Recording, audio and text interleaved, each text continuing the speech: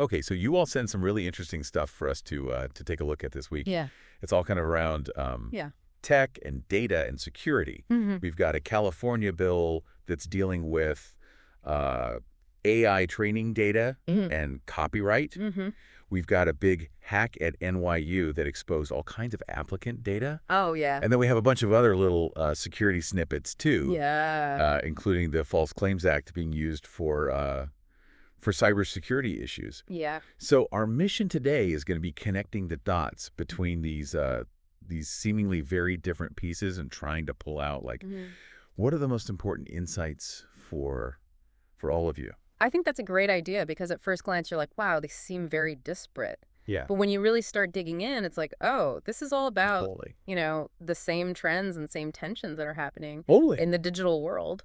All right, so let's start with this California Assembly Bill 412. Okay. So as we understand it, it looks like the main thrust here is trying to require generative AI developers Okay. to disclose any copyrighted material they use to train their models. That's right. So, like, Yeah. what went into it? Mm-hmm. What, Mm-hmm. did they use Harry Potter to train it? Right. Like, where did this data come from? Did they use the Bible to train it? Transparency about the training sets. It's That's great. really what this is all about. Right. And, you have supporters on both sides of this issue. And Yeah. one side you have, creators and their representatives. Yeah. Groups like the Screen Actors Guild, Okay. the Concept Art Association, the National Association of Voice Actors. I see. They're all supporting this. Right. And their basic argument is, hey, Right. if our stuff's being used to build these, commercial technologies, Yeah. we deserve to know about it. Right. And we potentially deserve to be compensated for it. Yeah. And that's sort of the principle behind copyright law. Totally. So they're like, look, you got to uphold copyright law Right. and tell us what you're using. Makes sense. And then on the other side, you have the major tech companies who Right. are, they're pushing back. Right. They're saying, What are they saying? well, they're saying, look, this is going to stifle innovation. If we have to, disclose all this stuff, Okay. it's going to slow us down. It's going to be too burdensome. Right. Yeah. We want to be able to use data freely Right. and, train these models in the best way possible. And this is just going to get in the way. Gotcha. And it's interesting. There's also a mention of some activist groups who are worried Oh. that these regulations would actually hurt smaller AI startups. Really?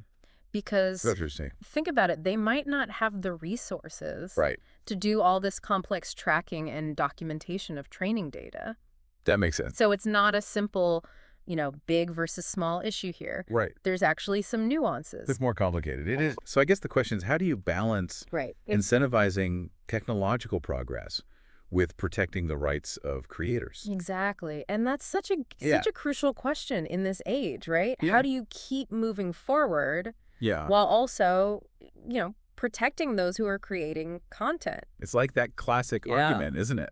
It really Yeah. is like Right. regulation versus innovation. Yeah. And the larger tech firms often make the argument that this is Yeah. overly burdensome, Yeah. potentially even revealing sensitive information They see. about their proprietary AI model. Right. You So know? they don't want to have to give up their. Yeah, they want to protect their Technical- secret, Right. secret sauce, exactly. Right. And then, the activist perspective is that Yeah. this could really create barriers for smaller players Yeah. who just don't have the bandwidth to Right. do this meticulous tracking. Yeah.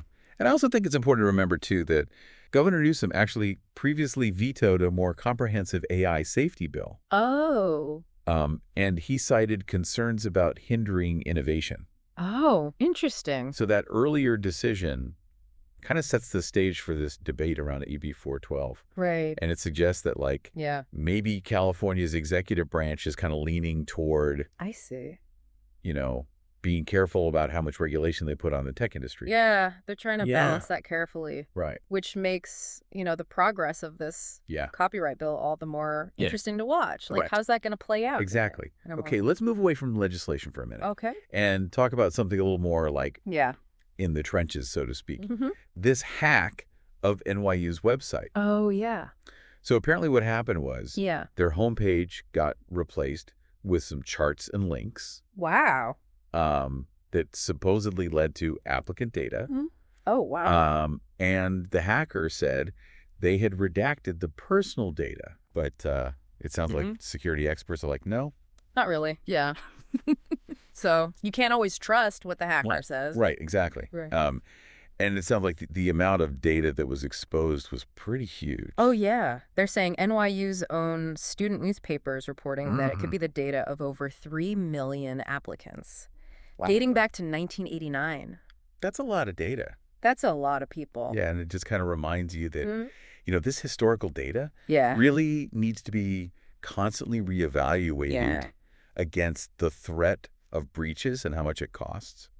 And it makes you think about, the history of data retention. Yeah. Because, we went through an era where data storage was expensive. Right. So we were constantly purging stuff. Yeah. And then now we're in this era of super cheap cloud storage. Right. And the default is just keep everything. Yeah, just keep it forever. Keep it forever just in case. Yeah. You never know when you're going to need it. Exactly. One of the articles we read brought up a really good point, though. It said that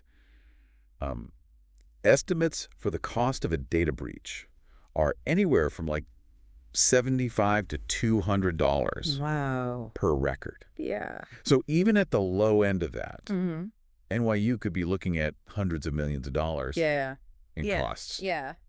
So it makes you wonder, is holding on to all this application data for decades really worth the risk? And, even when you consider cyber liability insurance, which a lot of organizations have, right, those payouts aren't always guaranteed. Like if there were inaccuracies in the policy application. Oh, I see. Or you failed to adhere to the terms of the policy. Right. You might not get paid. So the insurance company could say, you didn't dot your I's and cross your T's. Exactly. So we're not paying. Yep. And you're on the hook for that. That's a really good point. It is. I really like that one of the articles gave an example of a company that took a really low-tech approach to securing its oldest data. And basically, they just kept it on a computer that's air-gapped and powered off. Wow. In a locked basement. Okay. With off-site backups. So, no internet connection. No internet connection, just completely off the grid. Like old school? Old school, yeah. It's like something out of a spy movie. Yeah.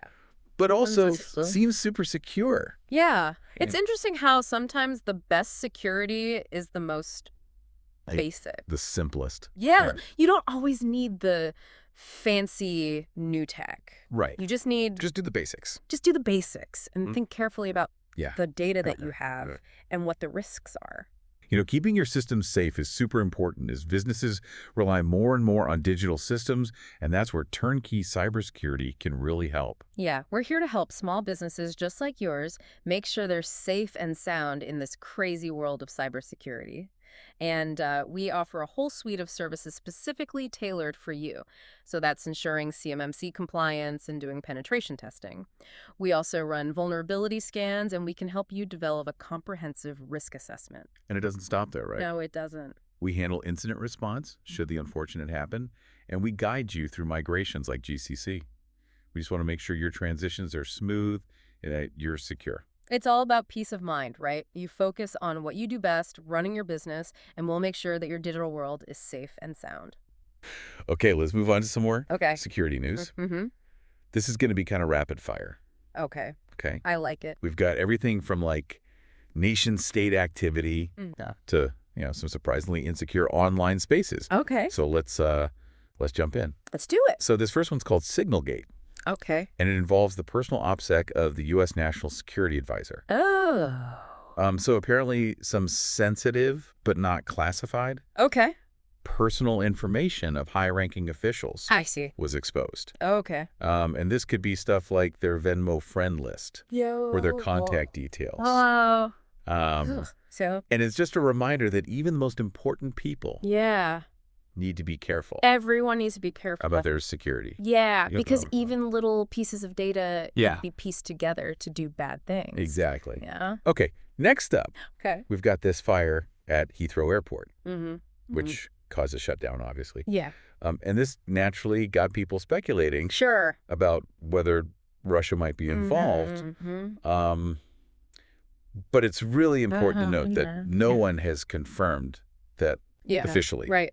And the London Fire Brigade is leading the investigation. Okay. So we don't know, Yeah. what the cause was. Mm-hmm.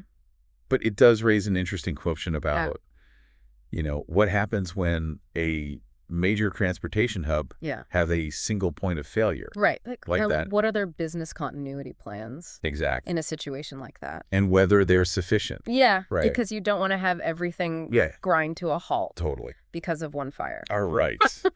All right. What else do we have here? Okay. Well, we've got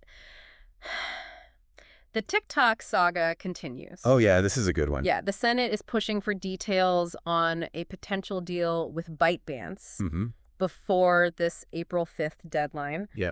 And it looks like the president only has very limited options to extend that. Right. So this is going to be an interesting one to watch. Definitely. Because it could affect, It's not just TikTok, but also other platforms like Google and Apple. Right. Depending on how this plays out. This could have ripple effects across the whole industry. Right. And then we have a really ironic one. Okay. Which is that several dating websites that market themselves as private, catering to, more niche or sensitive interests, I see. reportedly left highly sensitive user data publicly accessible, Oh, wow. including passwords and profile verification photos. That's bad. Which is bad, yeah. That's really bad. It is. And the names of these sites, I mean, I can't believe this. Yeah. Like BDSM People, Wow. Chica Chica, Okay. Translove, Pink Brish, like Sensitive stuff. yeah, very sensitive That's stuff. sensitive. And the potential for blackmail and exploitation here is just like, it's scary. It is really concerning. Yeah. And unfortunately, legal recourse in these situations is often very limited. Yeah. So it's just a reminder to be extremely cautious when using platforms that handle this kind of data. Totally. Don't trust their marketing claims. Do your own research. Do your due diligence. Check it out. Right. Exactly. Okay, last one in this section. Okay, hit me. We have some interesting data points about cryptocurrency and sanctioned entities. So despite sanctions being imposed on Tornado Cash, although they were later lifted and then ultimately eliminated by the courts, inflows to the platform actually doubled in 2024. Wow. After the initial lifting of the sanctions. Interesting. We also saw significant crypto outflows from Iran. I see. So it's like this back and forth. Yeah. Like they put sanctions on, then people find workarounds. Yeah, it's like whack-a-mole. It is. Right. Now, the reported volume of illicit crypto transactions is down. Okay. But it's acknowledged that these figures are probably underestimates. Yeah, I bet. It's so hard to track. It is hard to track. Yeah. And plus, we only have data for a single year. Right, so it's not really enough. It's not a trend. To draw conclusions. Right. Yeah. So, it's hard to say what's really going on. Yeah, the cryptocurrency space is so dynamic, and it's hard to get good data. Yeah. Totally. Totally. It's a challenge for regulators for sure. Right. Yeah. Okay, let's completely switch gears. Okay. And talk about the False Claims Act being used for cybersecurity enforcement. Interesting. So this seems like a really different approach. Yeah, it is. It's not about having specific cybersecurity regulations or even criminal prosecutions. It's like a whole other way of thinking about this. Right. And the False Claims Act actually dates back to the Civil War. And it was initially meant to address, things like the sale of faulty goods to the Union Army. I see. So like, exploding boilers. Wow. That kind of thing. Right. And the government needed a way to get its money back. Right. When it had been defrauded. Makes sense. So that's like the underlying principle of the False Claims Act. Gotcha. And it's still a really powerful tool today. Yeah. The government recovers billions of dollars every year. Wow. That's a lot of money. It is. Yeah. So the DOJ even created a whole division. They did. Focused on the False Claims Act in 2021. Yeah, so they're serious about this. They are serious about it. Mm-hmm. Right? And it seems like in the cybersecurity world, they're focusing on government contractors. Especially in defense. Especially in defense. Mm-hmm. And we've got some examples in the articles here. Oh, yeah. Let's hear about those. We've got Airjet Rocketdyne settling for about $10 million. Okay. University of Pennsylvania settling for about $1 million. And then there's this ongoing lawsuit with Georgia Tech. Oh, yeah. Where their defense is essentially, What is it? we were too stupid to understand the cybersecurity requirements. Bold strategy. It is a bold strategy. Let's see if it pays off for them. We'll see. Yeah. But, these cases are interesting, but the one that really provides a lot of insight, I think, is the Morse Core settlement. Okay. So they're a defense contractor, and this case started with a whistleblower filing a lawsuit on behalf of the government. Oh, interesting. Under what's called the quit tam provision. Okay, can you break down that quid tam provision a little bit? Yeah. So this is a key part of the False Claims Act. It basically incentivizes private citizens who know about fraud against the government to come forward and file a lawsuit. On behalf of the government? On behalf of the government. Yeah. Oh, wow. Exactly. Okay. And these people are called relators. Relators. Yeah. And they're often, current or former employees, vendors, even competitors sometimes. Wow. And if the government intervenes in the lawsuit and recovers funds, the realtor gets a cut. Oh, wow. Yeah, they usually get between 15 and 30% of the recovery. So that's a pretty big incentive. It is a big incentive. To come forward. Yeah. Right. Yeah. So what were the allegations against Morse Core? So they were accused of not adhering to the cybersecurity standards mandated for defense contractors, specifically NIST 800-171. And this included not implementing certain security controls, not having a system security plan, using a third-party cloud software that hadn't achieved FedRAMP compliance. Oh, wow. And posting a misleading score in this system called SPRS, which is the Supplier Performance Risk System, which the government uses to assess, contractor cybersecurity risk. So basically they were saying... So they were lying. They were misrepresenting their security posture to the DOD. Yeah. Yeah. And they ended up settling for $4.6 million plus interest. Wow. That's a lot. It is. And of course, the whistleblower is going to get a chunk of that. Yeah, they're going to get a big payday. So it seems like this adds a whole new layer of scrutiny. Yeah. It's not just about the government. Yeah. Now you've got to worry about your employees. Yeah, anyone. Your vendors. Your competitors. Yeah. Right. They could all turn you in. Exactly. Yeah. And this whole thing aligns with this trend of weaponizing the legal system to get things done. Yeah. And it's clear that the Civil Cyber Fraud Initiative within the DOJ is still a top priority. Yeah. So the takeaway here is if you are a government contractor, especially in defense, you need to take cybersecurity so seriously. Yeah. And make sure that anything you tell the government about your security controls is accurate. It better be accurate. And verifiable. Yeah. Because otherwise... Otherwise, you're in trouble. Yeah. Yeah. And it sounds like you guys might be able to help. We could definitely. Organizations who are struggling with this. Yes, we have a lot of expertise in this area. Okay, great. Yeah. So this has been a really interesting... Yes. And sometimes a little scary. A little bit, yeah. Look at, the world of AI regulation. Data security vulnerabilities. Yeah. And these legal tools that are being used to enforce cybersecurity. It's a lot. It is a lot. Yeah. It really kind of highlights how risky our increasingly digital world is. Yeah, because, whether we're talking about intellectual property and AI or, personal data, these issues have implications for everyone. Right. Individuals, organizations, society as a whole. Yeah. So as you're reflecting on this, think about this. Okay. Considering the huge potential for financial and reputational damage from data breaches and the fact that cybersecurity compliance is under more and more scrutiny. Yeah. What steps can you or organizations, take to better safeguard data? Good question. And make sure that their security reporting is accurate. Very important, right? Or, since we've been talking about this tension between using data for innovation and the rights of creators and individuals, where do you think the balance needs to shift in the coming years? Where do we need to draw the line? Exactly. Yeah. All right. Thank you all for joining us for this deep dive. Yeah. Thanks for having me. And we'll see you next time.